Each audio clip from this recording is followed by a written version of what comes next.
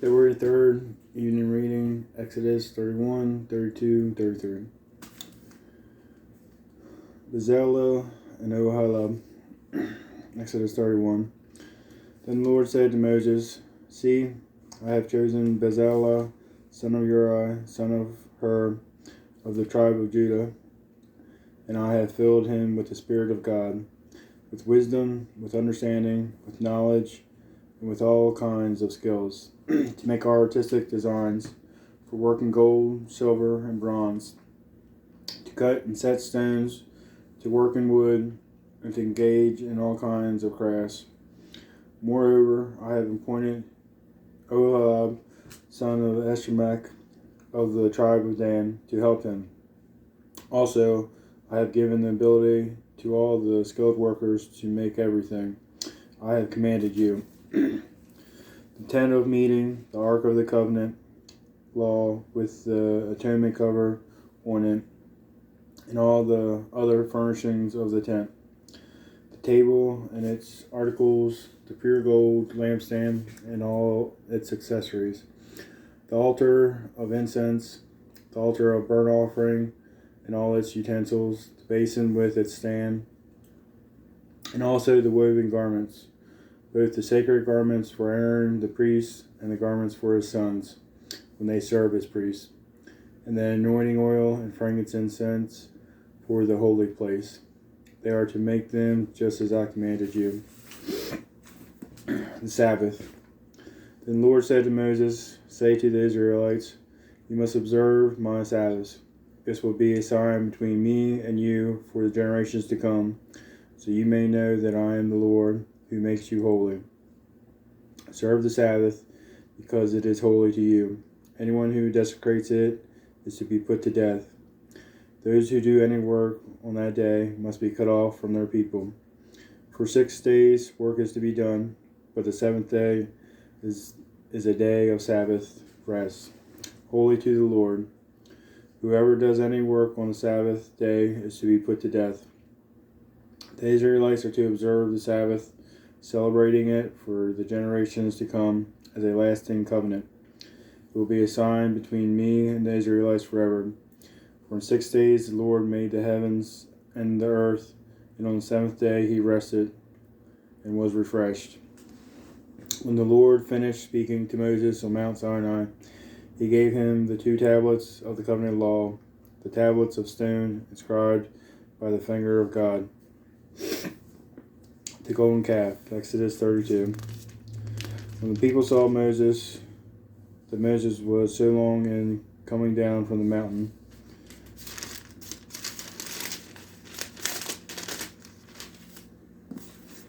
they gathered around Aaron and said, Come, make us gods, who will go before us. As for this fellow Moses, who brought us up out of Egypt, we don't know what has happened to him. Aaron answered them, Take off your gold earrings, so that your wives, your sons, and your daughters are wearing, and bring them to me. So all the people took off their earrings and brought them to Aaron.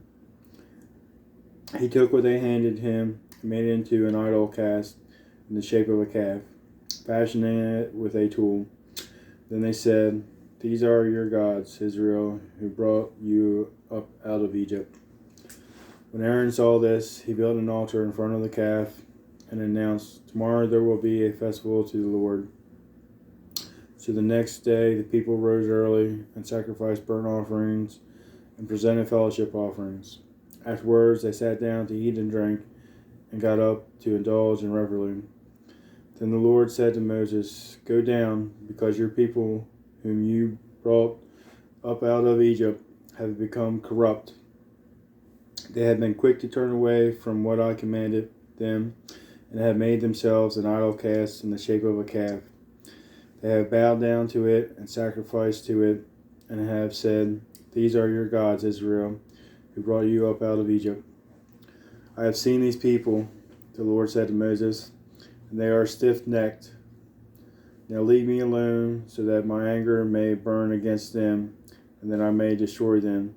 Then I will make you into a great nation. But Moses saw favor of the Lord and his God, Lord, he said, why should your anger burn against your people, whom you brought out of Egypt with great power and a mighty hand? Why should the Egyptians say it was with evil intent that he brought them out, to kill them in the mountains, and to wipe them off the face of the earth? Turn from your fierce anger, relent, and do not bring disaster on your people. Remember your servants, Abraham, Isaac, and Israel, to whom you swore by your own self. I will make your descendants as numerous as the stars in the sky, and will give your descendants all this land I promised them, and it will be their inheritance forever. Then the Lord relented and did not bring on his people the disaster he had threatened. Moses turned and went down the mountain with the 2 tablets of the covenant law in his hands. They were inscribed on both sides, front and back. The tablets were the work of God. The writing was written in the writing of God, engraved on the tablets. When Joshua heard the noise of the people shouting, he said to Moses, there is the sound of war in the camp. Moses replied, it is not the sound of victory. It is not the sound of defeat. It is the sound of singing that I hear. When Moses approached the camp and saw the calf and the dancing, his anger burned, and he threw the tablets out of his hands, breaking them into pieces at the foot of the mountain. And he took the calf the people had made and burned it in the fire. Then ground it to powder, scattered it on the water, and made the Israelites drink it. He said to Aaron, what did these people do to you that you led them into such a great sin? Do not be angry, my lord. And Aaron answered, you know how prone these people are to evil. They said to me, make us gods who will go before us. As for this fellow Moses who brought us up out of Egypt, we don't know what has happened to him. So I told them, whoever has any gold jewelry, take it off. Then they gave me the gold, and I threw it into the fire, and out came this calf. Moses saw that the people were running wild, and that Aaron had let them get out of control, and so become a laughingstock to their enemies. So he stood at the entrance to the camp and said, whoever is for the Lord, come to me. And all the Levites rallied to him. Then he said to them, this is what the Lord, the God of Israel, says. Each man strap a sword to his side. Go back and forth through the camp, from one end to the other, each killing his brother and friend and neighbor. The Levites did as Moses commanded, and that day about 3,000 of the people died. Then Moses said, you have been set apart to the Lord today, for you were against your own sons and brothers, and he has blessed you this day. The next day Moses said to the people, you have committed a great sin, but now I will go up to the Lord. Perhaps I can make atonement for your sin. So Moses went back to the Lord and said, oh, what a great sin this people have committed. They have made themselves gods of gold.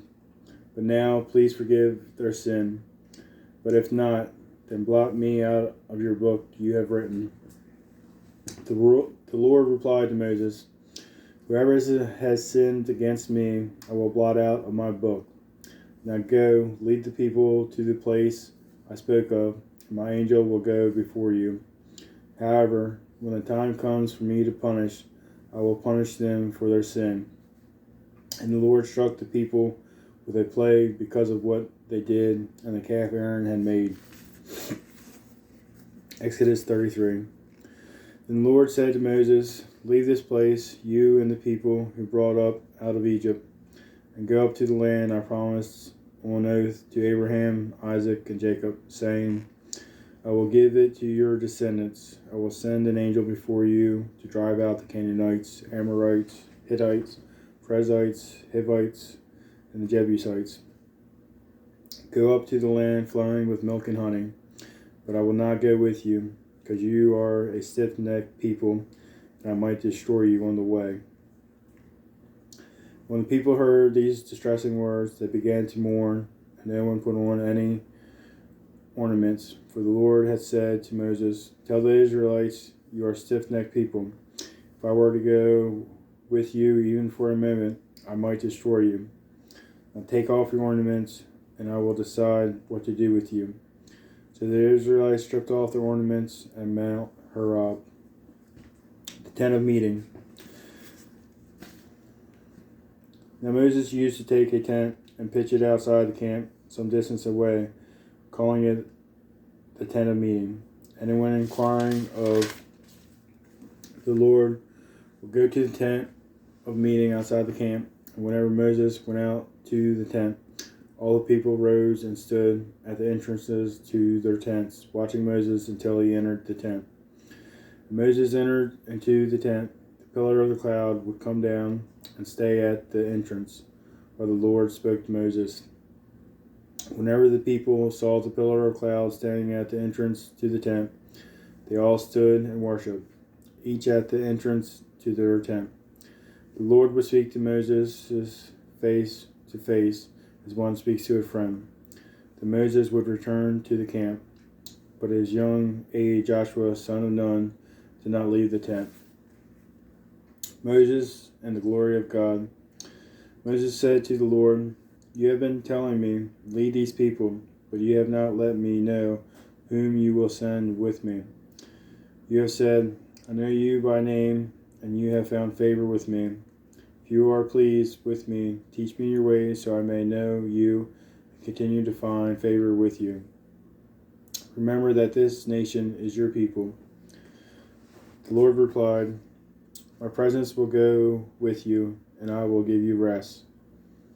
Then Moses said to him, "If your presence does not go with us, do not send us up from here. How will anyone know that you are pleased with me and with your people unless you go with us?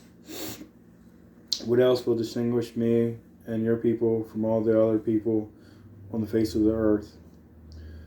And the Lord said to Moses, "I will do the very thing you have asked, because I am pleased with you and I know you by name." Then Moses said, "Now show me your glory."